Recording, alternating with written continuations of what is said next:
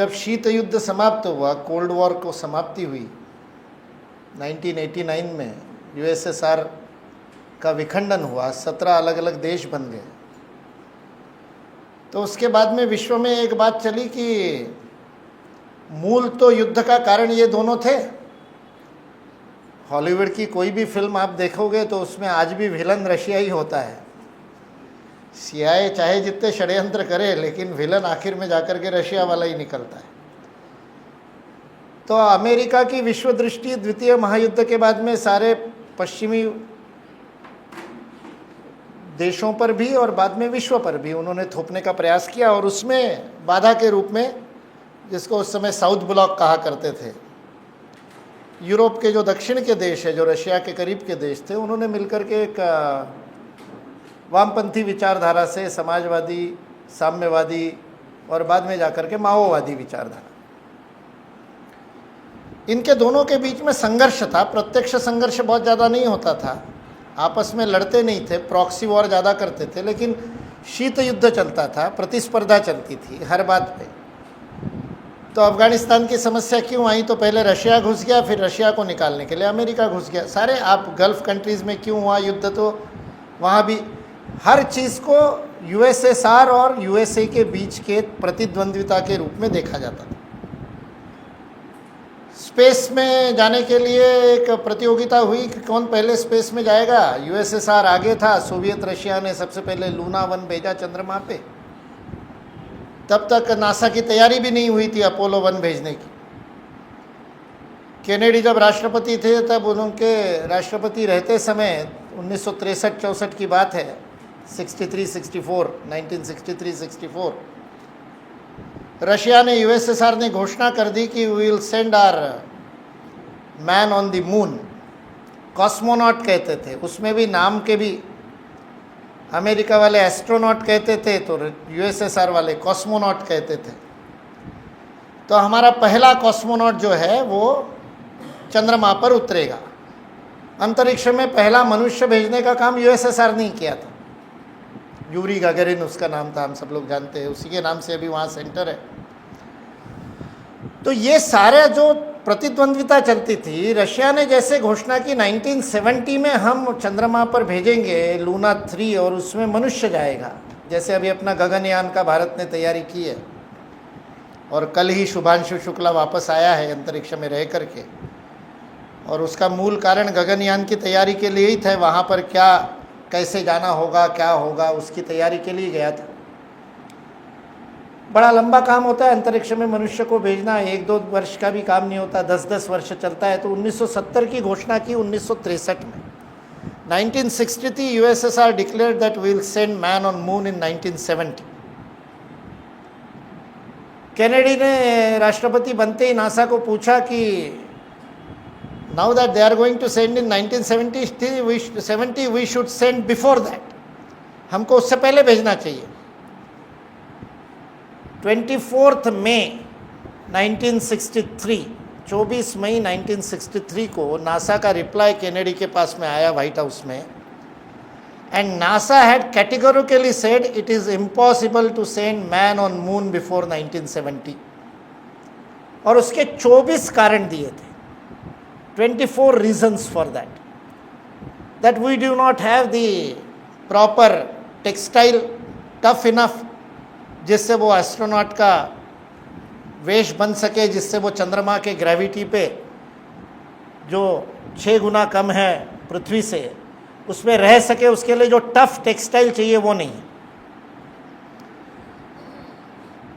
भेज देंगे अंतरिक्ष में, जब वापस आएगा, अभी जब शुभांशु आ रहा था तब सारे टीवी चैनल पे चर्चा हो रही थी, इसलिए हम सब लोगों को भी बताया कि जब ग्रेविटी के अंदर वापस आता है तब जिस प्रकार का घर्षण होता है और तब जितना हीट उत्पन्न होती है, उसको सहन करने वाला मेटल नहीं है।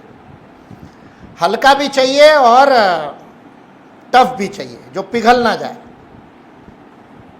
जो मेल्ट ना हो, वो भी नहीं है। ये सारी बातें, कल्पना चावला का एक्सीडेंट उसी के कारण हुआ था। उस घर्षण के समय 2 टाइल्स निकल गई सिरेमिक की, और जिसके कारण वो एक्सीडेंट हो गया।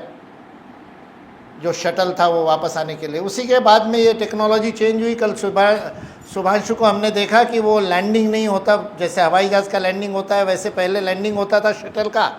अटलांटा था, चैलेंजर था, वो जो शटल जो नासा के थे वो जब अंतरिक्ष में जाके वापस आते थे तो जैसा हवाई जहाज़ का लैंडिंग होता है वैसे लैंडिंग होता था। कल्पना चावला वाले एक्सीडेंट के बाद में वो टेक्नोलॉजी छोड़ दी और अब वो कैप्सूल समुद्र में गिराने वाला काम शुरू हुआ। अपने आप ठंडा होने के लिए इतना सारा पानी है तो वो ये सारे कारण बताए।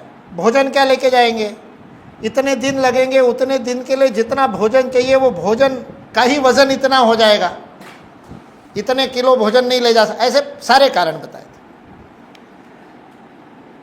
जो दूरदृष्टा होता है, जो दृष्टा नेतृत्व होता है, 24 मई को कनाडा को ये मेमो मिलता है नासा का कि it is not possible to send man on moon before 1970, और 25 मई को एक यूनिवर्सिटी के कॉन्वोकेशन में उनका भाषण है, a day after this memo was received. और उस कॉन्वोकेशन में कैनेडी भाषण देता है, to put man on moon before 1970 is now our national mission. All the universities of USA, all the industries of USA, every citizen of USA will work for this single mission for next 7 years. ये Kennedy घोषणा करता है और उसके बाद सारे America में सारा रिसर्च इस काम के लिए होता है। जो पुराने लोग हैं उनको याद होगा उसी समय वो एल्यूमिनियम के अलग अलग प्रकार के एलॉज, हिंदालियम, जर्मन, अनेक उस 70 के दशक में कई प्रकार के एल्यूमिनियम के एलॉज के बर्तन हमको मिलने लगे। Because the whole metal industry went into alloys which will be, जो हल्के भी होंगे, not very heavy, and which will be light in the weight but which will be heat resistance. वो उसके लिए तो अलॉय बना नहीं, लेकिन उस पूरी इंडस्ट्री, मेटल इंडस्ट्री अमेरिका की रिवाइव हो गई।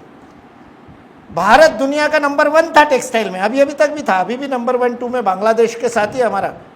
पर अमेरिका का शेयर टेक्सटाइल में उस एक दशक में इतना बढ़ गया टेक्सटाइल इंडस्ट्री में, क्योंकि टेक्सटाइल इंडस्ट्री में सिंथेटिक टेक्सटाइल पे काम हुआ। इसलिए पुराने लोग हैं उनको याद होगा उस समय वो नायलॉन के 50 प्रकार आ गए, टेरिलिन, टेरिकॉट, पॉपुलॉन वगैरह, क्या क्या क्या क्या क्या क्या, वो उसी समय गए, क्योंकि वो बनाना था उनको ऐसा टफ टेक्सटाइल जो एस्ट्रोनॉट पहन सके।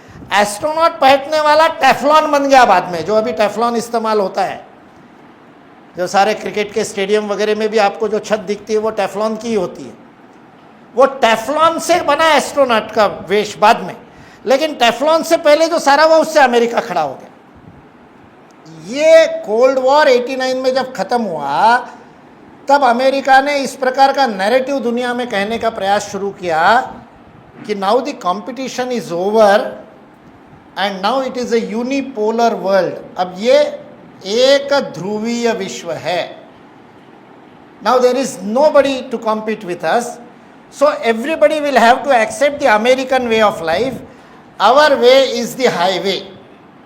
फ्रांसिस फुकुयामा नाम के इकोनॉमिस्ट ने उस समय पहले लेख लिखा, बाद में किताब लिखी, उसका नाम लिखा उसने एंड ऑफ हिस्ट्री। पुस्तक का नाम दिया end of history. Russia USSR खत्म हो गया, now it is end of history because there will be no conflict, because is only America now. और हम देखते हैं 90 के बाद कॉन्फ्लिक्ट बढ़ गए या कम हुए। अभी आज की डेट में 17 जुलाई 2025 को आज के दिन पूरे विश्व में 53 काइनेटिक कॉन्फ्लिक्ट्स, यानी जिसमें दो सेनाएं आपस में भिड़ रही है, बम डाले जा रहे, ड्रोन जा रहे, कामाकाजी ड्रोन जा रहे, मिसाइल जा रहे, जिसमें एक्चुअल युद्ध चल रहा है, ऐसे 53 कॉन्फ्लिक्ट्स अभी काम कर रहे हैं दुनिया में। 53वां कल शुरू हुआ, जो बंद था, सीरिया वाला फ्रंट बंद हो गया था असद के मरने के बाद में। कल इजराइल ने उसके ऊपर अटैक किया, सीरिया के ऊपर, स्वाद वाली पे, और सीरिया वाला कॉन्फ्लिक्ट कल शुरू हुआ। 53 युद्ध चल रहे हैं। ऑपरेशन सिंदूर चल रहा था तब भी 53 थे, अभी वो ठंडा पड़ा हुआ है तो दूसरा शुरू हो गया। अभी मैं बोल रहा हूँ उतने में कोई और शुरू हो जाए तो पता नहीं। सारा विश्व, इसलिए गिनती आप करोगे और बोलोगे अरे 54 थे तो मैंने सुबह की हुई गिनती है, शाम तक 54 हो गए तो पता नहीं। और बीच में आकर के डोनाल्ड ट्रंप कह दे कि मैंने सीज फायर करा दिया तो 52 भी हो सकते हैं। हालांकि दुनिया में कोई विश्वास नहीं करेगा, वो अलग बात है। And this is what I am talking about, the kinetic conflicts in which there is a fighting is going on between the military, between the armed forces. Non kinetic conflicts की संख्या तो 100 से ऊपर है। जैसे साउथ कोरिया और North Korea के बीच में there is a constant conflict for last 50 years. एक भी गोली नहीं चली, गोलियां नहीं चलती है लेकिन conflict is there. Taiwan and China, conflict is there, गोली नहीं चलती। कोसोवा, कॉन्फ्लिक्ट इज देयर, अलग होने के बाद भी। I can go on counting non kinetic conflicts. सारा विश्व टर्मोइल में। यहां केओस शब्द प्रयोग किया है और केओस का हिंदी विभ्रम किया, लेकिन यह केवल वैचारिक विभ्रम नहीं है, एक्चुअल फिजिकल भौतिक रूप से भी सारे विश्व में सब जगह पर अशांति है, सब जगह पर, सारे विश्व में। इसका कारण क्या है?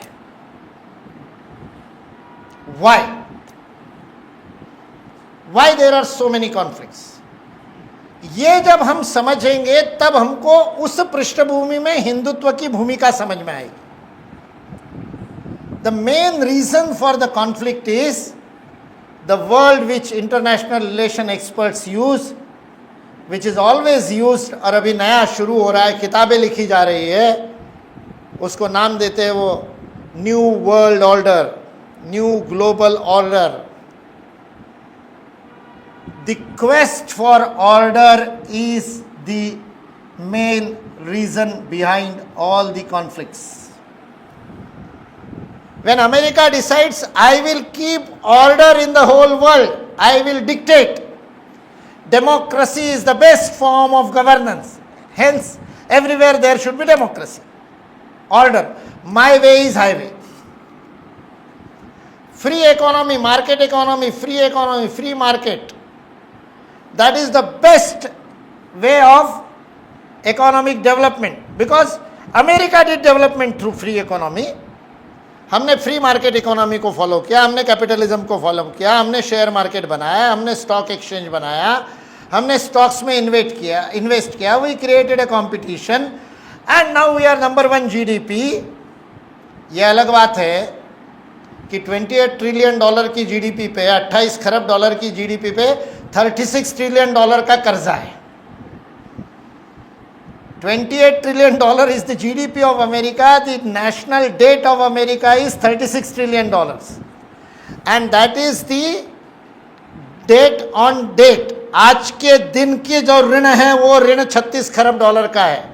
द टोटल अनपेड डेट, आज तक जो कर्जा अमेरिका ने वापस नहीं किया, total unpaid debt of USA is 101 trillion dollar. लेकिन ये विकास का मॉडल है, everybody should follow it. Bharat भी खुश है, 4 ट्रिलियन डॉलर इकोनॉमी हो गई है, 5 ट्रिलियन डॉलर इकोनॉमी हो जाएगी। हमारा जीडीपी हम 5 ट्रिलियन डॉलर बना देंगे।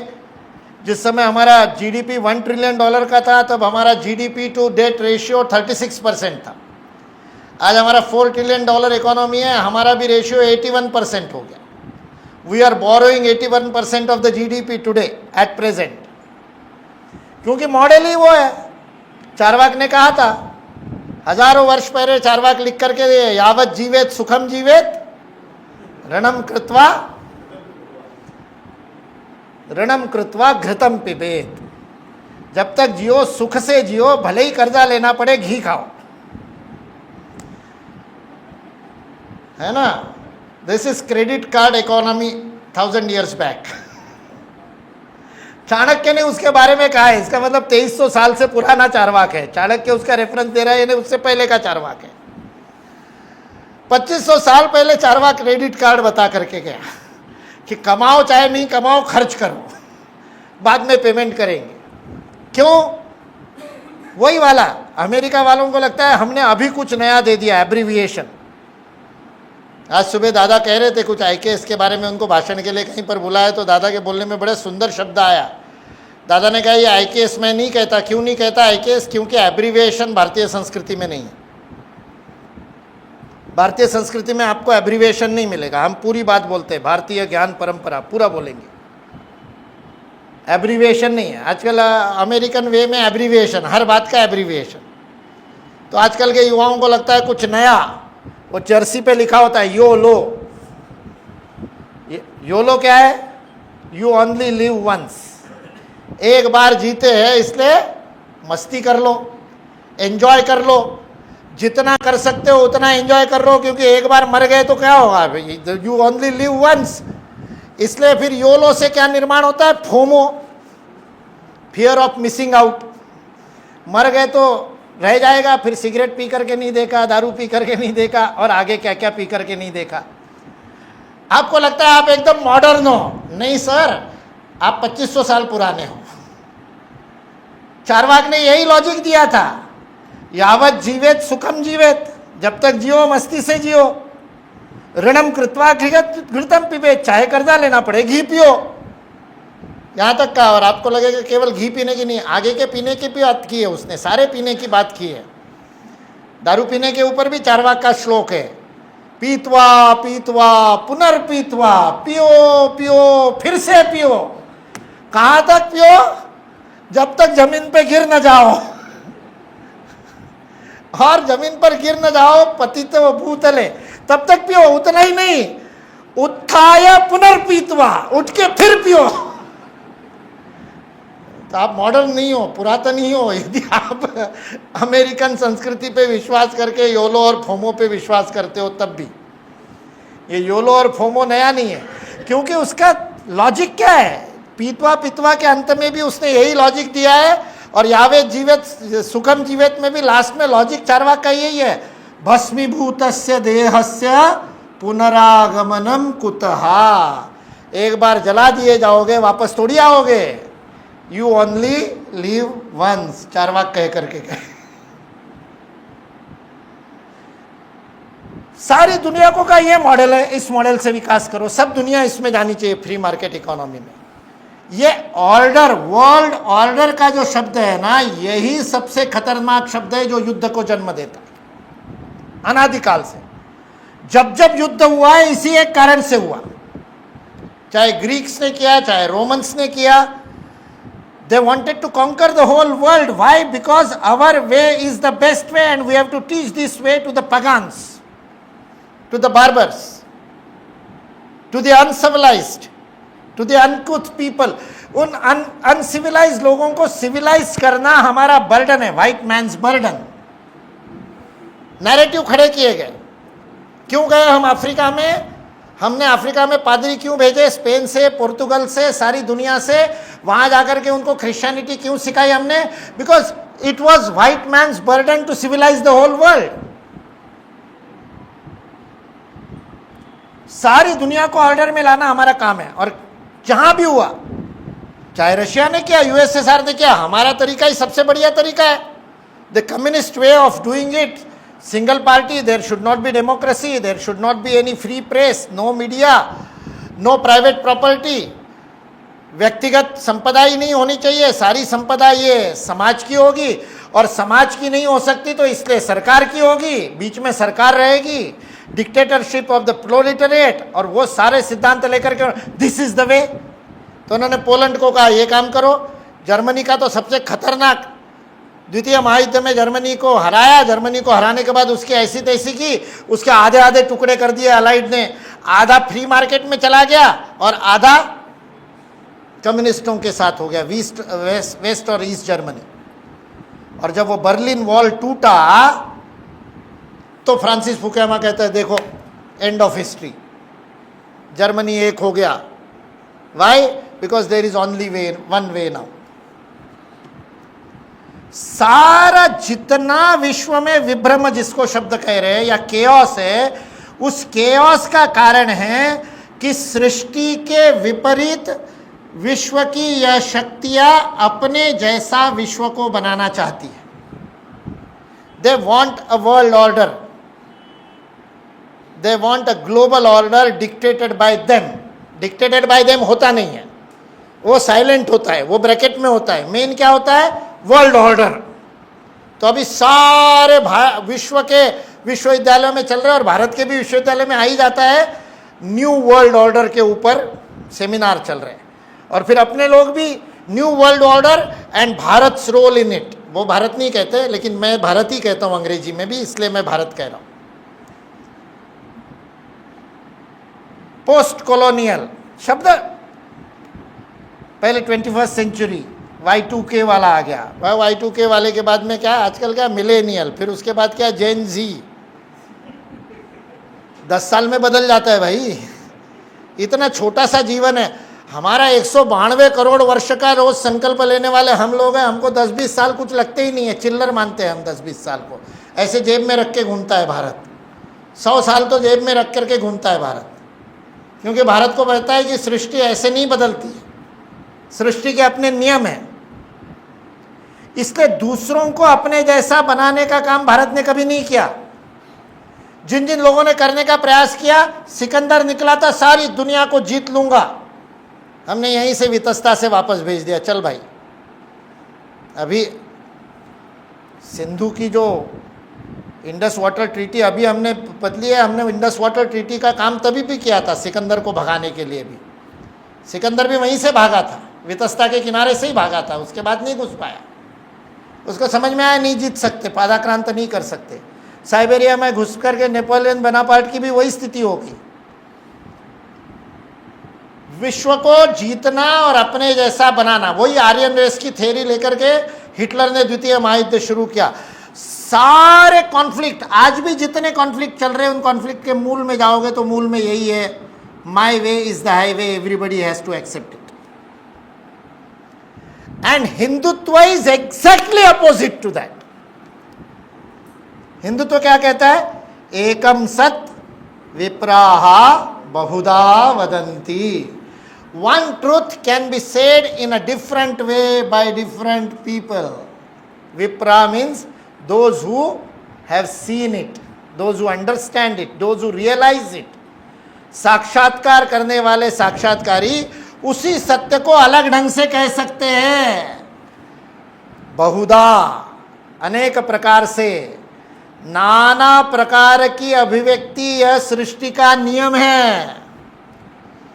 सब एक जैसे हो नहीं सकते. Uniformity is impossible. सब एक जैसे बन जाए ये संभव नहीं है. ये हमने, हिंदुत्व ने हजारों वर्ष पहले हमारे ऋषियों ने समझा था. स्वामी विवेकानंद ने शिकागो में यही संदेश दिया जब उन्होंने कहा, मैं गर्व से कहता हूं कि मैं हिंदू हूं. जब उन्होंने कहा, सहस्त्रों वर्षों की सन्यासी परंपरा का प्रतिनिधि होकर के आपके स्वागत का उत्तर देते समय मैं गर्व और हर्ष का अनुभव करता हूं. विश्व के समस्त उपासना पद्धतियों की जननी, the mother of all religion, ये शब्द प्रयोग किया हिंदुत्व के लिए स्वामी विवेकानंद ने. I thank you as a representative of mother of all religions. और वो बोलते समय उन्होंने एक बात, बड़ी सुंदर बात कही. आजकल वो शब्दावली चलती है ना, टॉलरेंस.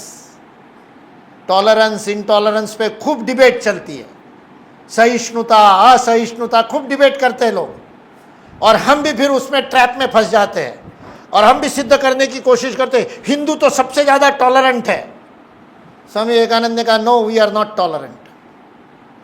शिकागो के भाषण में कहते हैं, We do not teach to tolerate others. Swami ji कहते हैं, दूसरों को टॉलरेट करना हम नहीं सिखाते, सहन करना हम नहीं सिखाते. सहन करने में तो विवशता है, मजबूरी है. I don't like you but I tolerate you. क्या करेंगे, पड़ोसी हमारा पाकिस्तान है, इधर भी दूसरा, अभी वो भी बेचारा खुजली कर रहा है. दाहिने वाला, बाएं वाला, ऊपर वाला, सारे पड़ोसी हमारे, क्या करें, सहन करना पड़ेगा, बदल तो सकते नहीं. सहन करने में यह अर्थ होता है, सासू जैसे मिल गई या आजकल बहू जैसे मिल गई, सह लो. सहने में बेसिक बात है, I don't like you, that's why I have to tolerate you. I have to tolerate because I do not agree. Swami ji ने कहा we do not teach or we do not tolerate any other religion. अगला वाक्य था उनका we accept every religion as true. Bharat का हिंदुत्व का मार्ग सहिष्णुता नहीं है, हिंदुत्व का मार्ग स्वीकार्यता है. हम सबको जो जैसा है वैसा उसको जीवन जीने का अधिकार है, ये स्वीकार करते हैं. हम सबको बदल करके हमारे जैसा बनाने का प्रयास नहीं करते. That's why we accept chaos. वो विलियम डेलिरिम्पल कहता है भारत में आते हैं तो ऐसा लगता है it's a mad world, there is madness everywhere. वो लिखता है, अमेरिकन राइटर है तो वो लिखता है you cannot imagine cows on the road. उसके लिए तो बड़ा, ये विदेशी लोग आते तो देखना वो अपना मोबाइल लेकर के फोटो निकालते गाय का, गाय गाय खाऊ खाऊ खाऊ. अपने लोगों को लगता है इसमें कौन सी बड़ी बात है, हम तो रोज सुबह चारा खिलाते हैं उसको. रास्ते पे गाय ना मिले तो परेशान होते हैं हमारे वैष्णव भाई कि अब रोटी किसको खिलाएंगे. जिन शहरों में बहुत ज़्यादा स्ट्रिक्टनेस करके रास्ते पे गाय ही नहीं है तो वो माताएं गाली देती है सरकार को कि सारी गाय इन्होंने ले जा करके बंद कर दी, अब मैं रोटी किसको खिलाऊंगी, गौशाला कहाँ ढूंढूंगी. भारत को समझा नहीं जा सकता क्योंकि जिनको मेथड देखने की आदत है उनको इस मैडनेस को समझ नहीं सकते. पर वो विलियम डेलिरिम्पल अभी लिखता है, अभी उसने जो नई किताब लिखी है अभी अभी आई इस वर्ष, उस किताब में लिखता है क्या, गोल्डन एम्पायर क्या नहीं है अभी किताब का, नई किताब का नाम है. उस किताब में लिखता है now after 30 years I understand there is a method in this madness. This chaos is a way of life. इसलिए वो IKS का विरोध दादा जो कर रहे थे ना, उसमें बहुत सारा विरोध करने लायक है. सिस्टम नहीं है भारत में, क्योंकि system can never be organic, system will always be mechanical. यांत्रिक होगा, जैविक नहीं होगा. जैविक होगा तो वो विविधता से पूर्ण होगा. पेड़ कभी चौकोर नहीं मिलेगा आपको, चौकोर आयताकार एक ही आकार में, वो तो मशीन का प्रोडक्शन है. किसी भी पेड़ को ले लो, उसके दो पत्ते एक जैसे नहीं होते. इमली के पेड़ पे लाखों पत्ते होते, कोई भी दो पत्ते 100% आइडेंटिकल नहीं होते, क्योंकि जैविक जगत में, ऑर्गेनिक वर्ल्ड में, ऑर्गेनिक एग्जिस्टेंस में देयर इज यूनिकनेस. एकमेव है प्रत्येक ईश्वर की सृष्टि. यह प्रत्येक ईश्वर का जो रूप प्रकट हुआ है, उपनिषद कहता है एको हम बहुश्याम. एक था बहुत हो गया, एक अकेला बोर हो गया ईश्वर, तो उसने ये लीला रच दी. और इस लीला में क्या हुआ, स्वयं ही इस रूप को लेकर के प्रकट हुआ. और कैसे प्रकट हुआ, तो संस्कृत में शब्द बहु भी नहीं है उसके लिए, विविध भी नहीं है, बहुधा भी नहीं है. संस्कृत का शब्द है नानात्व से प्रकट हुआ, नानाविध. नाना का अर्थ है no two are identical, each one is unique. Atharva Shirsha में हम बोलते एकमेवा द्वितीयोसी. वो केवल गणपति के लिए नहीं कह रहे, स्वयं के लिए भी कह रहे हैं. हम में से प्रत्येक भी एकमेव है. ऐसा नमूना भगवान ने दूसरा नहीं बनाया. जिसको माता पिता ने मुकुल नाम दिया, ये 5 फुट 8.5 इंच का नमूना भगवान ने दूसरा नहीं बनाया. 8 अरब दुनिया में लोग हैं, लेकिन ऐसा कोई दूसरा नहीं है. और यही नहीं, जितने यहाँ बैठे वही भी सब, वो सब भी नहीं, सारे 8 अरब लोग, ईच वन इज यूनिक. प्रत्येक एकमेव है, कोई सामान्य है ही नहीं. इसलिए मैं कहता हूँ बेचारे अरविंद केजरीवाल की क्या गलती है, आम आदमी है ही नहीं तो आम आदमी पार्टी चलेगी कैसे? प्रत्येक तो खास है, ईच वन इज खास, विशेष, अद्वितीय, विविक्षित, एकमेव, ऐसा दूसरा नहीं। आपका यदि विश्वास नहीं हो तो मैंने एलएलबी किया है, proving beyond reasonable doubt. Law वालों का काम ही होता है ना, बियॉन्ड रीजनेबल डाउट प्रूव कर सकता हूं। यदि आप जैसा दूसरा कोई होता तो आपका आधार कार्ड बनता क्या? आपके जेब में आपका आधार कार्ड है क्योंकि आप जैसा 8 अरब में दूसरा कोई नहीं है। In the 8 billion human beings किसी के पास ये वाले फिंगरप्रिंट नहीं है, ये वाला आइरिस नहीं है, ये वाला बायोमेट्रिक नहीं है। इसलिए अंगूठा लगाओ और आपका आईडी बन गया, यूनिक आईडी। आधार का नाम यूनिक आईडी है ना, वो यूनिक आईडी है क्योंकि आप यूनिक हैं। इसलिए बिहार में पंगा चल रहा है। जब वोटर लिस्ट का पुनरीक्षण हो रहा है तो परेशान है क्योंकि सब नमूने बाहर आ जाएंगे। लाखों नमूने बाहर आ रहे हैं कि तू यहां कहां आ गया भाई।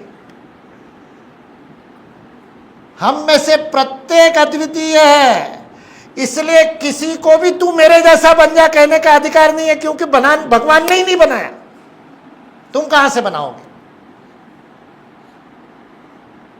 इसलिए विश्व में शांति यदि आनी है तो विश्व को यह एक्सेप्ट करना पड़ेगा कि प्रत्येक को अपनी पद्धति से अपना विकास करने का अधिकार है। No one has to follow anybody else.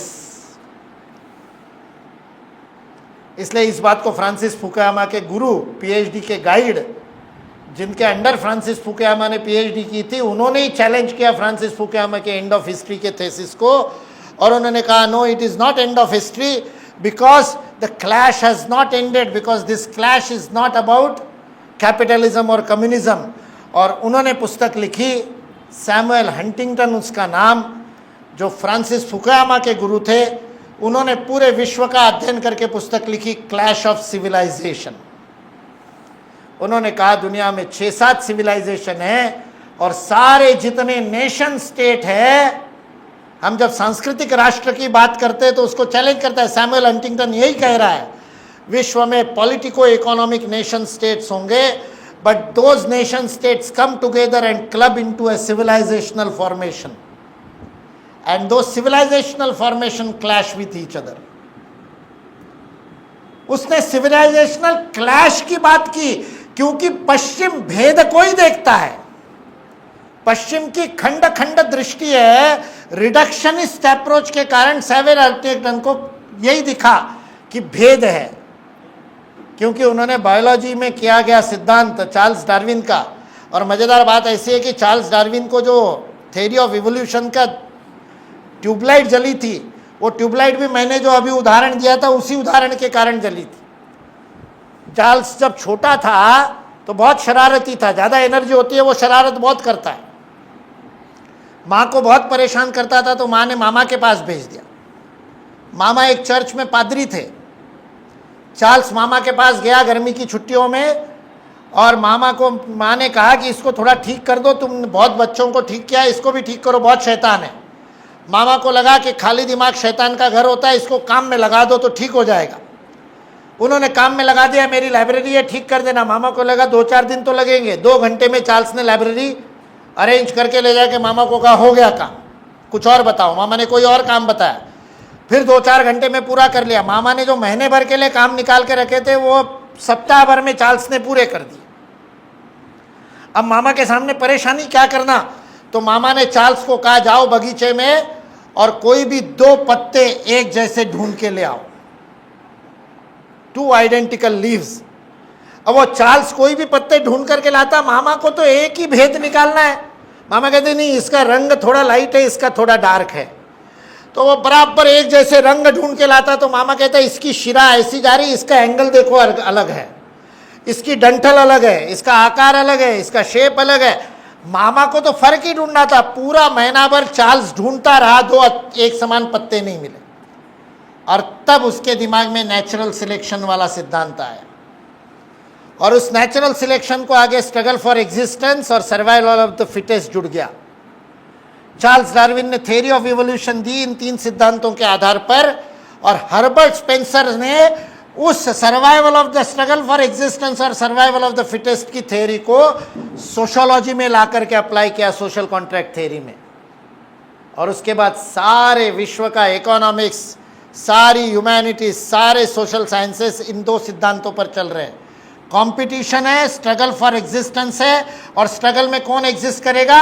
Survival of the fittest. इसलिए सारी दुनिया कंपटीशन में पड़ गई, इसलिए क्लैश ऑफ सिविलाइजेशन दिखाई देता है। सेम पैरेलल जिस समय साइंटिफिसिज्म का ये चार्ल्स डार्विन का यूरोप में काम हो रहा है, उसके 1 साल पहले एक रशियन वैज्ञानिक पीटर क्रोपटकिन वो पुस्तक लिखता है, म्यूचुअल एड। उसने इवोल्यूशन का सिद्धांत दिया।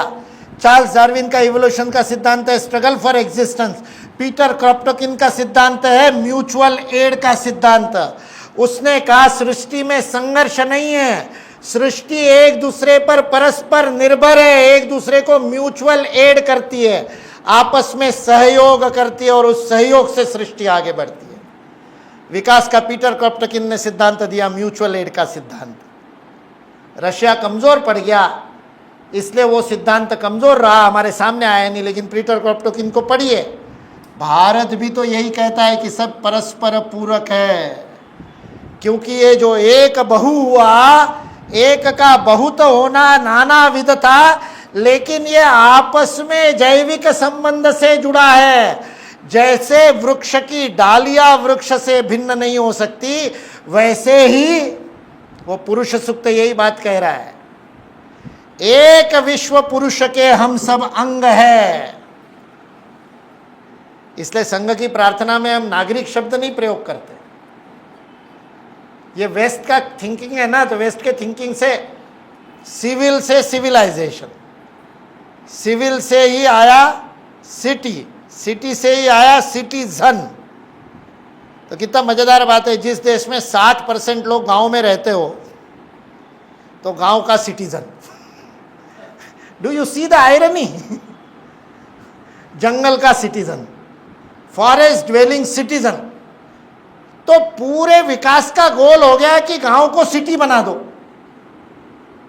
क्योंकि गांव में रहना वाला भी आकांक्षा क्या? सिटीजन। उसी का हमने हिंदी, मराठी, अंग्रेजी, असमिया कर दिया नागरिक। नगर का नागरिक, गांव का नागरिक कैसे होगा भाई? गुफा का नागरिक कैसे होगा? वन का नागरिक कैसे होगा?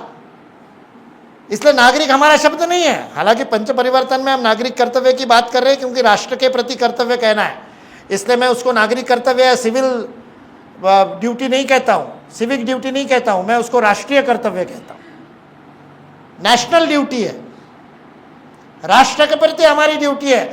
इसलिए हमारी संघ की प्रार्थना में हम क्या बोलते हैं? नागरिक के लिए बहुत सुंदर शब्द संघ की प्रार्थना में है। हम रोज बोलते हैं हिंदू राष्ट्रांग भूता, हम राष्ट्र के अंग है। I am the limb of this राष्ट्र। जैसे मेरे शरीर के विभिन्न अंग शरीर के लिए काम करते हैं, वैसे मैं राष्ट्रांग राष्ट्र के लिए काम करूंगा।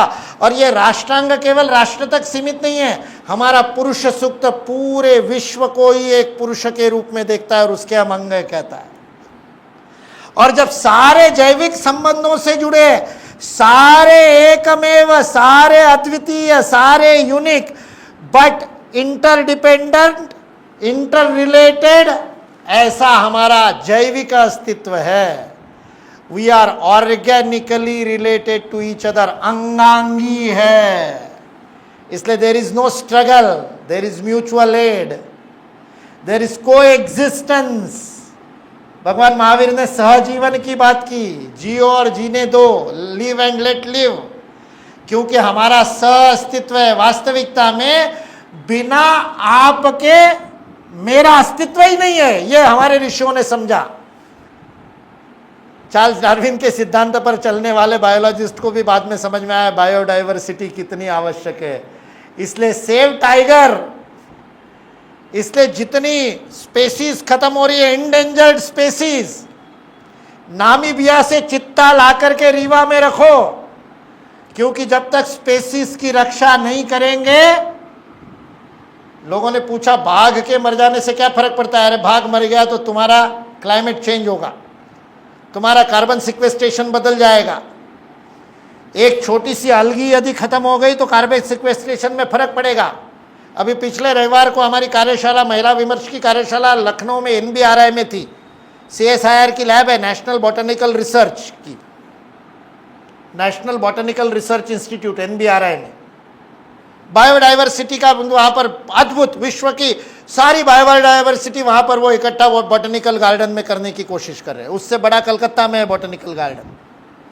अब उनको समझ में आया बायोडाइवर्सिटी, बायोडाइवर्सिटी, बायोडाइवर्सिटी प्रत्येक स्पेसी का महत्व है, क्योंकि सह अस्तित्व है। It's mutual aid, it is not struggle for existence. Only fittest will survive. So human being the most complicated evolution, it is most fittest. So it will survive and it will destroy everything else. But if everything else is destroyed, you will also not exist. ये विश्व को समझ में आने में बहुत time लगा। हिंदुत्व ने ये कब से बता दिया था? मेरी माँ ने मेरे को बचपन से सिखाया, सुबह उठते ही माँ ने कहा सबसे पहले अपने कर्म को दोष दो, दूसरे को दोष मत दो, जो कुछ भी है तुम्हारे हाथ में है। तो इसलिए सबसे पहले सिखाया कराग्रे वसते लक्ष्मी, कर मध्य सरस्वती, कर मूले तु गोविंदम। जीवन के 3 लक्ष्य हो सकते हैं, लक्ष्मी, सरस्वती या आध्यात्मिक गोविंद। पैसा कमाने के लिए जीवन जियो, ज्ञान कमाने के लिए जीवन जियो, या आध्यात्मिक मुक्ति के लिए। तीनों तुम्हारे कर्म से ही संभव है, तीनों हाथों में ही है, तीनों तुम्हारे हाथ में है। इसलिए कहा सुबह उठते ही कराग्रे वसते लक्ष्मी बोलो। और उसके बाद दूसरा श्लोक माँ ने सिखाया, समुद्र वसने देवी पर्वत स्तन मंडले। समुद्र के जिसने कपड़े पहने हैं, पर्वत जिसके स्तन मंडल है, ऐसी धरती हमारी माँ है। उस माँ को विष्णु पत्नी नमः तुभ्यम, वो विष्णु की पत्नी है। विष्णु का काम क्या है? टू सस्टेन, धारण करना, पालन करना सृष्टि का। वो धारण करने का काम करती है, इसलिए उसका नाम धरती है। That is the foundation of everything. वो हमको धारण करने वाली धरणी है, इसलिए उसकी प्रार्थना की, माँ अब मैं उठ रहा हूँ, दिन भर काम करूँगा, इसलिए मेरे पैरों का तुम्हें स्पर्श होगा। तुम वंदनीय हो, तुम पूजनीय हो, तुम मातृवत हो, और मैं अपने पैरों से तुमको स्पर्श करूँगा। माँ मुझे क्षमा कर, पादः स्पर्शम क्षमस्व में। इससे ज़्यादा सेंसिटिव वाली संस्कृति क्या होगी? उठते ही पृथ्वी से क्षमा मांगने वाली। इसलिए जीवन ही ऐसा गढ़ दिया, पूरी चर्या ही ऐसी दिन भर, जो धरती का नुकसान ना करे। इसलिए जब पृथ्वी सम्मेलन हुए, दोहा में पहला पृथ्वी सम्मेलन सन 2000 में हुआ, सहस्त्राब्दी का परिवर्तन हो रहा था, मानवता चिंतित थी, क्लाइमेट चेंज हो रहा है, ग्लोबल वार्मिंग हो रहा है, सारा विश्व बने एग्जिस्टेंशियल प्रॉब्लम शब्द प्रयोग करते थे। हम रहेंगे कि नहीं रहेंगे एग्जिस्टेंस? तो सब लोग इकट्ठे आओ, कार्बन एमिशन कम करो, ओजोन लेयर की रक्षा करो। सारे दुनिया के देश एकत्र आए। अर्थ समिट हुई दोहा में, पृथ्वी सम्मेलन। उसके बाद प्रतिवर्ष होता है, इस साल पेरिस में हुआ था। कतर के दोहा में पहला सम्मेलन हुआ, लोगो बना, पृथ्वी को बचाते हुए हाथ, ऐसा लोगो बना। उस लोगो के नीचे कोई वाक्य डालना था, theme of the summit. Summit का थीम क्या होगा, बोध वाक्य क्या होगा? आप गूगल कीजिए, आपको मिलेगा। अंग्रेजी में अर्थ समिट के लोगों में लिखा है, earth is our mother, we are her children. विश्व के समस्त विभ्रमों का उत्तर हिंदुत्व देता है। ऋग्वेद का पृथ्वी सूक्त है, भूमि सूक्त है, जिसका मंत्र है माता भूमि पुत्रो हम पृथिव्याम। मुझे पता नहीं दोहा में बैठे हुए विद्वानों को पता था कि नहीं था। वो अपनी ठोकरें खा करके पहुंचे होंगे, लेकिन पहुंचे कहाँ? ऋग्वेद पर पहुंचे। हिंदुत्व से ही आशा है, चाहे पर्यावरण की समस्या हो, चाहे युद्ध की समस्या हो, चाहे इनटॉलरेंस की समस्या हो, चाहे वर्ल्ड को ऑर्डर देने की समस्या हो, चाहे मानव जीवन के तनाव की समस्या हो। सारी दुनिया को झोंक दिया। वो आजकल वोकिज्म चलता है, मतलब घर घर में पहुंच गया। LGBTQ प्राइड परेड रोज हमको देखने को मिलता है। महिलाओं के खेल में पुरुष लड़ रहे, पुरुष भाग ले रहे, कॉम्पीट कर रहे। क्यों? क्योंकि आज मुझे लग रहा है कि मैं लड़की हूं। Gender is psychological, sex is biological. मेरा शब्द नहीं है, भारत के CJ चंद्रचूड़ का कमेंट है। Gender is psychological, you can not decide gender. America के 12 देशों में कानून है, लॉ है। माता पिता अपने बच्चे को 12 साल तक जेंडर असाइन नहीं कह सकते, ही शी नहीं कह सकते अपने बेटे को। हमारे यहाँ तो पैदा होते ही नर्स कहती है बधाई हो लड़का हुआ। अमेरिका के 12 देशों में नर्स ऐसा बोलेगी तो पुलिस पकड़ के ले जाएगी। वो लड़का है कि लड़की है वो खुद तय करेगा 12 साल का होने के बाद। आपको हंसी आ रही है, लेकिन ये कानून है। डोनाल्ड ट्रंप खत्म करना चाहता है, प्रयास कर रहा है, पता नहीं हो पाएगा कि नहीं हो पाएगा। लेकिन ये वोकिज्म आया कहां से? सारे दुनिया के मानसिक तनाव का प्रारंभ 70-80 के दशक में अमेरिका के सबसे बड़ी बीमारी कैंसर नहीं थी। भारत में जब कैंसर पे रिसर्च हो रहे थे, एशिया में कैंसर पे रिसर्च हो रहे थे, उस समय अमेरिका में सबसे ज़्यादा रिसर्च कैंसर पे नहीं हो रहा था। अमेरिका का फार्मा का, मेडिकल रिसर्च का सबसे बड़ा बजट 70 के दशक में, 80 के दशक में लग रहा था निद्रा नाश के ऊपर, इंसोमेनिया के ऊपर। क्योंकि जितना विकसित देश उतनी नींद की समस्या। हम लोग विवेकानंद केंद्र में एक बार बैठे थे और भारतीयता के लक्षण, उसकी सूची बना रहे थे। और ऐसे लक्षण जो व्यवहारिक हो, प्रैक्टिकल। तो जैसे हमने लक्षण निकाला कि रिक्शा वाले से झिकझिक करना, उत्तर दक्षिण पूरब पश्चिम कहीं भी चले जाओ, रिक्शा वाले से झिकझिक के बिना नहीं हो सकता। सब्जी वाले से 50 पैसे कम किए बिना सब्जी नहीं खरीदना, भारतीयता का लक्षण है। रास्ते में गाय, भारतीयता का लक्षण है, सारे भारत में मिलेगा। वैसे ही एक लक्षण है, चाहे जहां पर सो सके वो भारतीय है।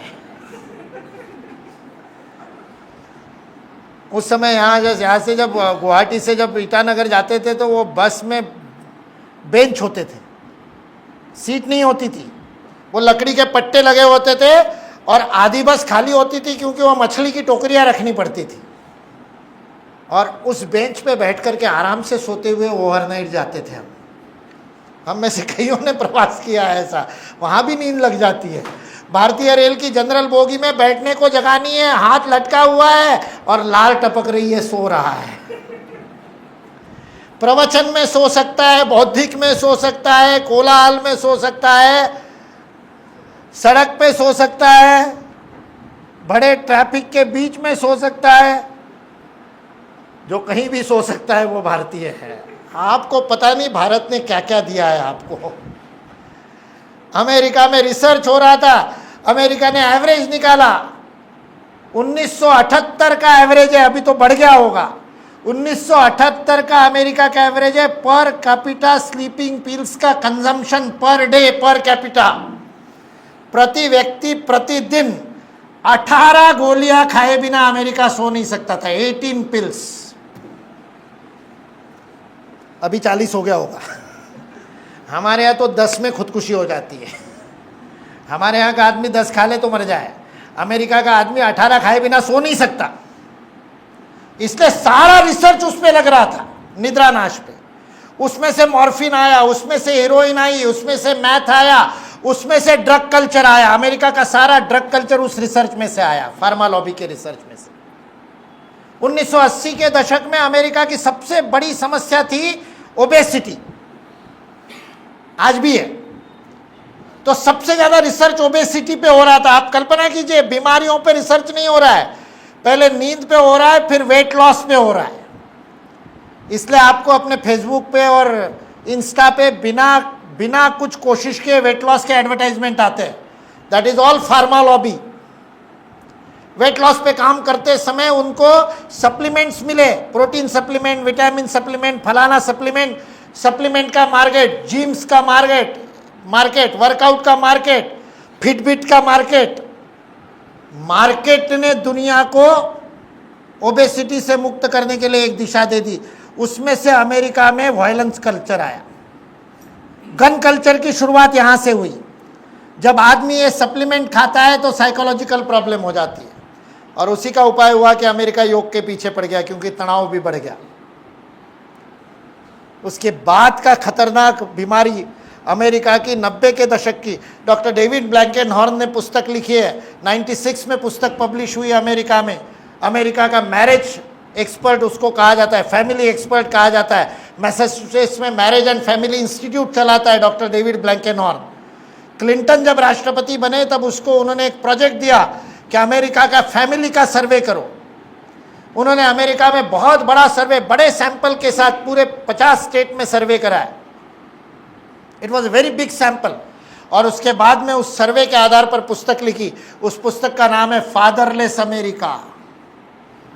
पुस्तक का नाम ही है फादरलेस अमेरिका, क्योंकि वो कहता है डेविड ब्लैंकेनहॉर्न, उसके रिसर्च में पता चला 46% ऑफ द एडल्ट अमेरिकन, और एडल्टहुड अमेरिका में उस समय 15 साल में आता था। भारत में ये सर्टिफिकेट होता है फिल्म को तो 18 साल से ऊपर के, लेकिन आप नेटफ्लिक्स पे देखोगे तो आपको नेटफ्लिक्स पे यदि एडल्ट का सर्टिफिकेट है तो पहले 15 प्लस आता था, अभी तो और कम हो गया, 13 प्लस है।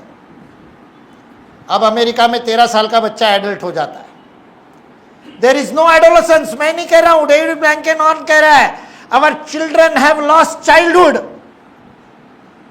They are no more child. उनके मन में चाइल्डहुड होता ही नहीं, क्योंकि उनके सामने इतना गंदगी का एक्सपोजर आ रहा है। They are seeing things which they should not see before becoming adult. Puberty से पहले नहीं दिखनी चाहिए वो बातें, महिलाओं को भी और पुरुषों को भी दिख रही है। परिणाम क्या है? परिणाम ये है कि आज अमेरिका का पेंडेमिक है। बाय मेनी कैलकुलेशंस, अनेक रिसर्च पेपर आप पढ़ेंगे, फ्रॉम 52% टू 68% की रेंज में बताते हैं अलग अलग research paper. 52 to 68% of Americans are important. Male and female importancy is increasing in America, और ये 90 के दशक से है। ये गंदगी से क्या होता है? हमारे यहाँ ब्रह्मचर्य को जीवन क्यों कहा गया? हमारा क्यों कहा गया पढ़ाई के समय ब्रह्मचर्य रखना है? वीर्य नाश को मृत्यु कहा है, मंत्र है। वीर्य रक्षा ही जीवन है, ब्रह्मचर्य ही जीवन है। वीर्य का नाश हो गया तो मर गए, खत्म। डेविड ब्लैंकेनहॉर्न कहता है, they have psychologically performed everything before getting to the age. इसलिए जिस समय उस आयु में आते उस समय कुछ करने लायक नहीं रहते, क्योंकि पहले कर चुके मन से। सोच लो, मैं युवाओं को खुल के इसीलिए बताता हूं।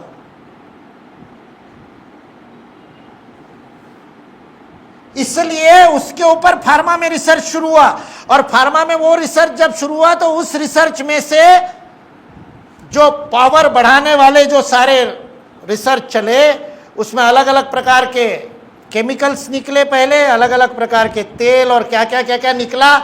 The final breakthrough was when hormonal therapy was found for enhancement of power.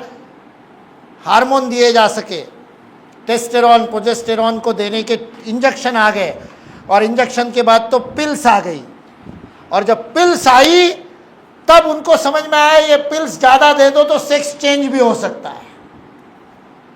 पहले किसी को सेक्स चेंज करना होता था तो ऑपरेशन करना पड़ता था। अब उन्होंने कहा कुछ नहीं, 3 महीने दवाई ले लो, लड़का होगा तो लड़की हो जाएगा, लड़की होगा तो लड़का हो जाएगा। लड़की से लड़का होना है तो ये दवाई ले लो, लड़के से तुमको लड़की बनना है। जेंडर मेरा लगता है मुझे कि मैं लड़की हूं, चलो ट्राई कर ले, 3 महीने दवाई ले ले। अब इस फार्मा लॉबी को अपनी दवाई बेचनी है, हार्मोन पिल्स। उस दवाई को बेचने के लिए वोकिज्म आया, उसको सिद्धांत देने के लिए वोकिज्म आया। वोकिज्म को कल्चरल मार्क्सिस्ट चला रहे हैं, ग्लोबल मार्केट फोर्सेस दवाई बेच रहे। ये साठगांठ है।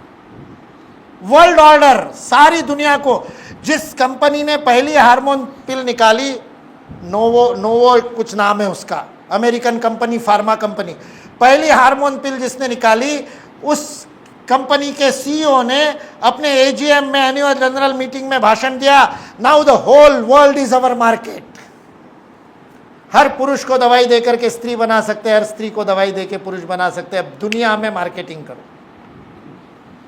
और वो है ये प्राइड परेड, वो है ये LGBTQ, वो है ये वोकिज्म।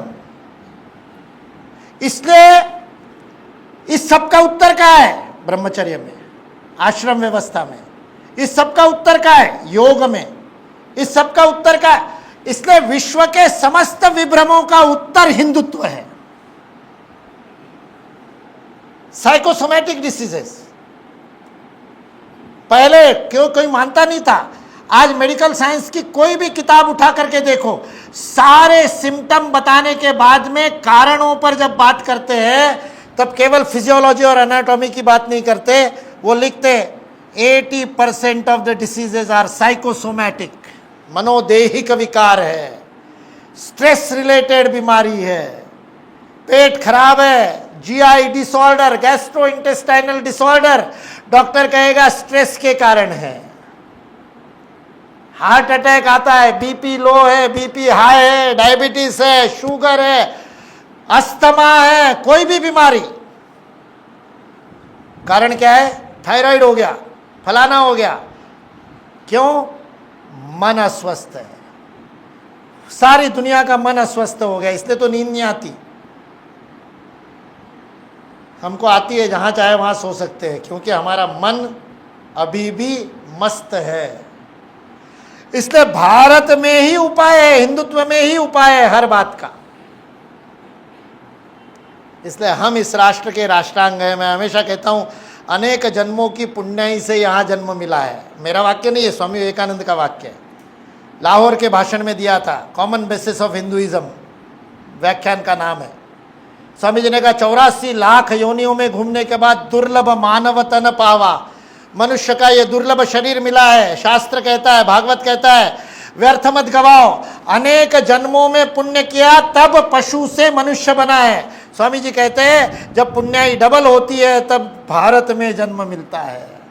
एक गुना पुण्याई से मनुष्य बने, डबल पुण्याई से भारत में जन्म हुआ। मैं जब 7वीं 8वीं में था तब ये भाषण पढ़ा था, अंदर चला गया, मैंने कहा यार गजब है, इतने पुण्य के बाद भारत में जन्म हुआ है, पाप थोड़ी किया है। विदेश में नहीं जाऊंगा, तय कर लिया, उसी समय तय कर लिया, पापी थोड़ी हूं। क्योंकि स्वामी विवेकानंद का अगला वाक्य है, विश्व की प्रत्येक जीवात्मा को अंततो गत्वा मुक्ति के लिए मेरी इसी मातृभूमि पुण्य भूमि भारत में जन्म लेना पड़ेगा, उसके बिना मुक्ति संभव नहीं। मैंने कहा यार इतने जन्मों की पुण्याई से यहाँ जन्म मिला है, राष्ट्रांग बने भारत के, छोड़ के थोड़ी जाएंगे। जब मेरे को विवेकानंद इंटरनेशनल फाउंडेशन का सेक्रेटरी बनाया तो मेरे जो मित्र जानते थे मेरा संकल्प, उन्होंने कहा अब आया बेटा ऊँट पहाड़ के नीचे, वीआईएफ का सेक्रेटरी बनाया, अब तो बाहर जाना ही पड़ेगा। मैंने कहा पाप किया होगा तो जाना पड़ेगा, नहीं किया होगा तो नहीं जाना पड़ेगा। अनेक प्रसंग आए, ताइवान से बुलावा, इटली से बुलावा, दोवाल जी डायरेक्टर थे, मैं सेक्रेटरी था, अजीत दोवाल जी जो अपने NSA, दोवाल जी बुला करके कहते मुकुल जी आपको जाना है। मैं बहाना बना देता, कन्याकुमारी में बैठक है। 3 साल बहाने बनाए, नहीं गया। 56 साल हो गए, अभी तक तो सिद्ध हुआ है पाप नहीं किया। भारत भूमि को छोड़ करके नहीं जाना पड़ा। किसी युवा ने, ज़्यादा तेज होते हैं ना, उसने कहा स्वामी जी तो गए थे। मैंने कहा उन्होंने किए थे पाप, इसलिए एक बार जाकर के पूरे नहीं हुए तो दूसरी बार भी गए थे। 1983 में गए, 1883 में गए, तब सारे पाप पूरे नहीं हुए 6 साल में, तो 1900 में फिर गए, सारे पाप कटे बिना नहीं हुआ, उनके भी कटने पड़े। मेरे ऊपर उनकी कृपा है तो मेरे तो नहीं हुए, आप में से कुछ के हुए होंगे तो जाना पड़ता होगा, ज़्यादा होंगे तो वहीं जाके रह जाते हैं। पुण्य कम पड़ गए इसलिए भारत में पैदा होकर के भी वहाँ चले जाते हैं। ऐसे अभागों पर तो मेरे को दुख होता है, कष्ट होता है, मेरे को दया आती है। इस राष्ट्र के हम राष्ट्रांग है, अंग है, इसलिए अंग का कर्तव्य है शरीर के लिए जीना। The purpose of life is rashtra, because we are राष्ट्र के अंग, राष्ट्रांग। और जब अंग अपना अंगांगी भाव भूल जाता है, when the organ forgets the organicness, that I am the organ of the Virat, I am the organ of the whole, I am the part and the whole is there, उस ईश्वर का मैं अंश हूं, ये जब भूल जाते हैं तब उसके अनुशासन को तोड़ते हैं। और जब शरीर की कोशिका शरीर का अनुशासन तोड़ती है तो कर्क रोग होता है, कैंसर होता है। कैंसर किसी इन्फेक्शन से नहीं होता, कैंसर किसी जीवाणु से नहीं होता, कैंसर किसी कीटाणु से, no virus, no bacteria. Cancer when the body cell denies the discipline of the body and the cell is not ready to die for the body। हर क्षण हमारे शरीर में लाखों कोशिकाएं मर रही है और लाखों कोशिकाएं उनका स्थान दे रही है। आयुर्वेद में इसको चय और अपचय की क्रिया कहा। चय यानी कोशिका का बनना, अपचय यानी उसका, मॉडर्न साइंस में भी उसको मेटाबॉलिज्म कहते हैं, इसी को मेटाबॉलिज्म कहते हैं। एनाबॉलिज्म में कोशिकाओं का मरना, कैटाबॉलिज्म में उनका पैदा होना, दोनों का मिलकर के मेटाबॉलिज्म। कोशिका कहती मैं नहीं मरूंगी, मरने की जगह मल्टीप्लाई होती है, गांठ बन जाती है, ट्यूमर होता है। डॉक्टर कहता है ट्यूमर हो गया, इधर हो गया, उधर हो गया। कहता है देखो किसकी बायोप्सी करनी पड़ेगी, डालो उसमें लिक्विड निकालो, भेजो। सर्जरी करके बताता है कार्सिनोजेनिक है, मैलिग्नेंट है, यह सेल कर्क रोग वाली सेल हो गई। अब इसको काट करके फेंको, नहीं तो शरीर मर जाएगा। ऑपरेशन करो, नहीं तो जलाओ, कीमोथेरेपी से जलाओ, रेडिएशन से, केमिकल से जलाओ, रेडिएशन से जलाओ, ऑपरेशन से काटो। नहीं काटोगे तो शरीर को ले डूबेगी। आप राष्ट्र के अंग है, राष्ट्र के लिए नहीं जीते हैं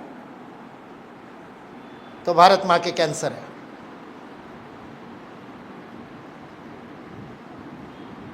यह विश्व दृष्टि है हमारी। त्यजेत एकम कुलस्यार्थे ग्रामस्यार्थे कुलम त्यजेत ग्रामम जनपदस्यार्थे। बड़ी इकाई के लिए छोटी इकाई का त्याग, यह विश्व को सिखाना है।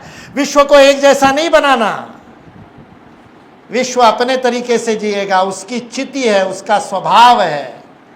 इसलिए संत ज्ञानेश्वरी लिखने के बाद प्रार्थना करते हैं वाग्देवी की, मैंने तेरी तपस्या की वाग्देवी, मुझे प्रार्थना, मुझे पसायदान दे, प्रसाद दे। और उस पसायदान में सर्वोत्तम वाक्य है, विश्व स्वधर्म सूर्य पाहो। सारा विश्व अपने स्वधर्म को देखे, अपने स्वधर्म पर चलने लगे। दूसरे को अपने जैसा बनाना हमारा काम नहीं। इसलिए इस अंगांगी भाव को समझना और समझाना, यही कृण्वंतो विश्वमार्यम है।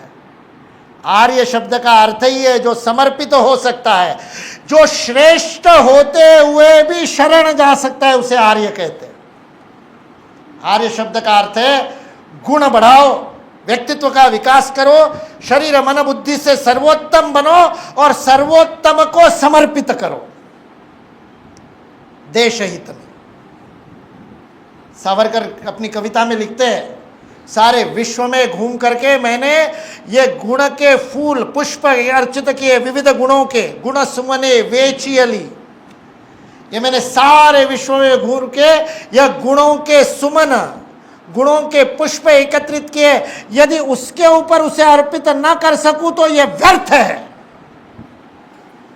मेरा कवित्व, मेरी वक्तृता, मेरा शौर्य, मेरी बुद्धि, मेरी डिग्री, मेरी पीएचडी, मेरा रिसर्च, मेरा सब कुछ यदि राष्ट्र के लिए समर्पित नहीं है तो व्यर्थ है। बद्री साहब टुलदारिया लेख लिखते हैं, स्वार्थ ही देशद्रोह, उस लेख का शीर्षक है। 1920 में लेख लिखा उन्होंने, लेख का शीर्षक था स्वार्थ ही देशद्रोह। मैं किसी के बीच में नहीं पड़ता, केवल अपना अपना देखता हूं तो तुम देशद्रोही हो। बद्री साहब टुलदारिया देख कहते हैं। समाज का, राष्ट्र का विचार नहीं करता तो कैंसर है। इसलिए यह विश्व को समझाने की आवश्यकता है। एग्जैक्टली अपोजिट विश्व सिखा रहा है। एन रैंड फाउंटेनहेड में और एटलास श्रग्ड में कैपिटलिज्म का सिद्धांत बताने के लिए पुस्तकें लिखती है, उपन्यास के रूप में लिखती है। दोनों उपन्यास है जो नाम मैंने बताया, एटलास श्रग्ड और फाउंटेनहेड, एन रैंड की पुस्तकें है। और वो उसका हीरो कहता है each human is basically selfish by nature.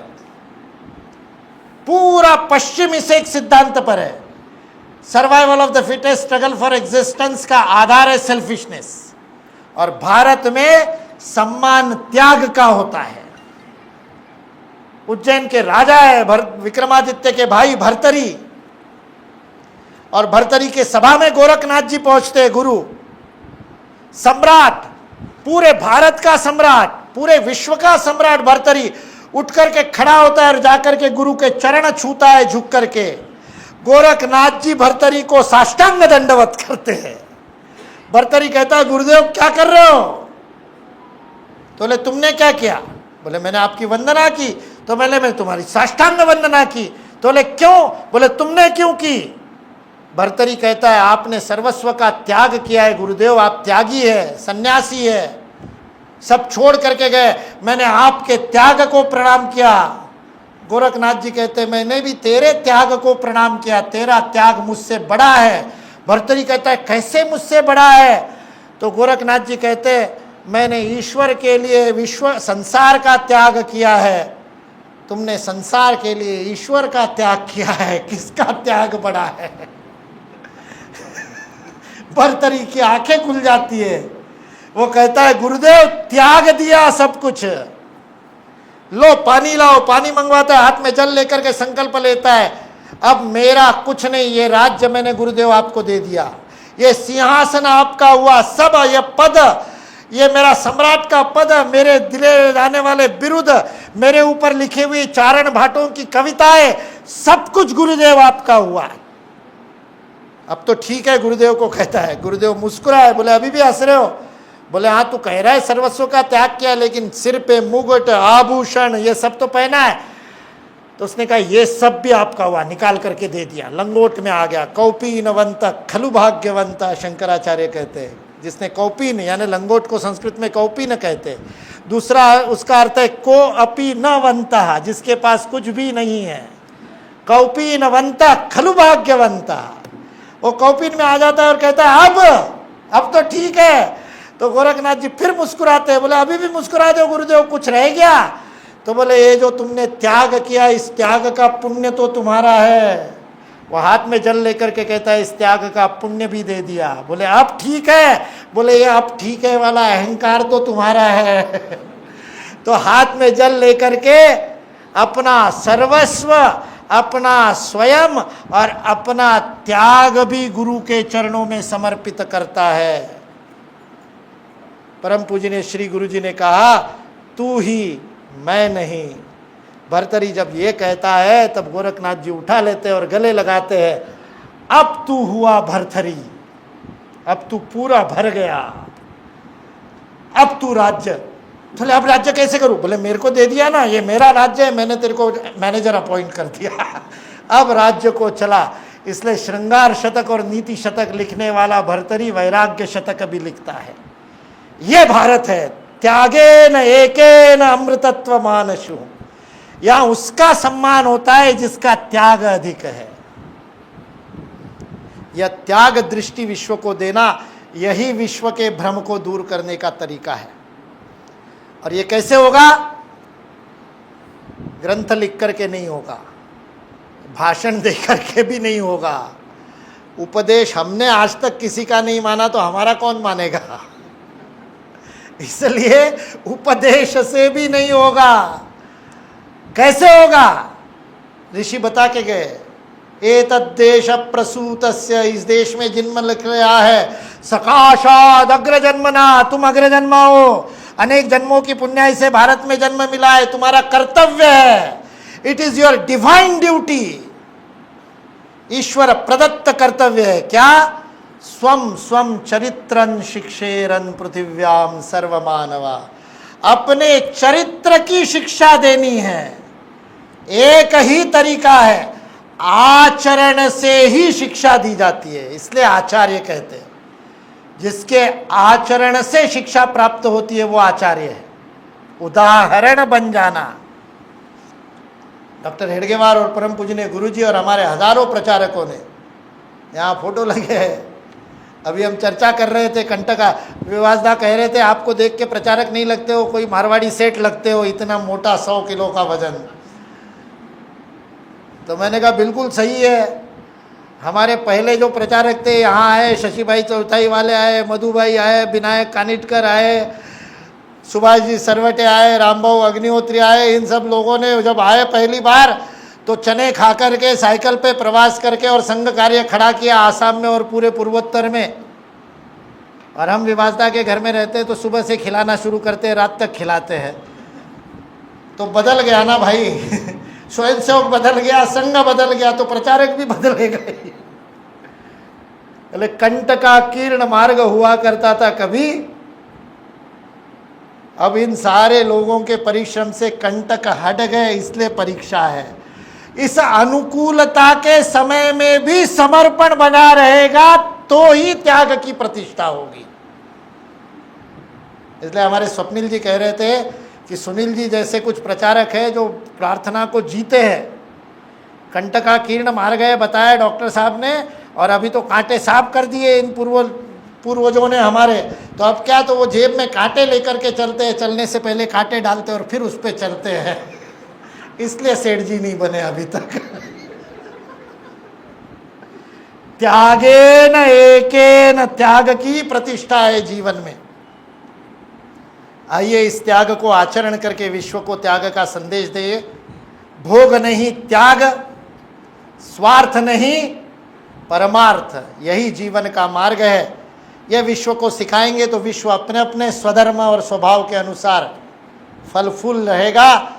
और तब विदाउट सिस्टम केओस के अंदर एक मेथड निर्माण होगी, वह हिंदू विश्व दृष्टि है। इसलिए चाणक्य कहता है चंद्रगुप्त को, दूसरे राजा को जीतेगा तो वहां की व्यवस्था नहीं बदलनी। मगध का साम्राज्य है, लेकिन मगध के साम्राज्य में वैशाली गणराज्य है, आत्विक गणराज्य है। अलग अलग पॉलिटिकल सिस्टम, अलग अलग इकोनॉमिक सिस्टम एक ही चक्रवर्ती सम्राट के अंतर्गत रह सकती है। स्वराज्यम वैराज्यम पारमेष्टम राज्यम महाराजमाधिपत्यम, अंतर्धात परार्धात, ईशा सार्वभौमा, पृथिव्ये समुद्र पर्यंताया एक राड़ती। ये भारत की राष्ट्र संकल्पना है। सबको अपने जैसा बनाना नहीं, सब अपने अपने स्वभाव के अनुसार, अपनी अपनी चिति के अनुसार, अपने अपने अद्वितीयता के अनुसार आगे बढ़े। उसका तरीका है म्यूचुअल एड, सहजीवन, सहअस्तित्व। और सहअस्तित्व के लिए आचरण का विषय है त्याग। त्याग से ही यह संभव है। ऐसे हम अपने जीवन में बन जाए त्याग करने वाले, यही प्रार्थना।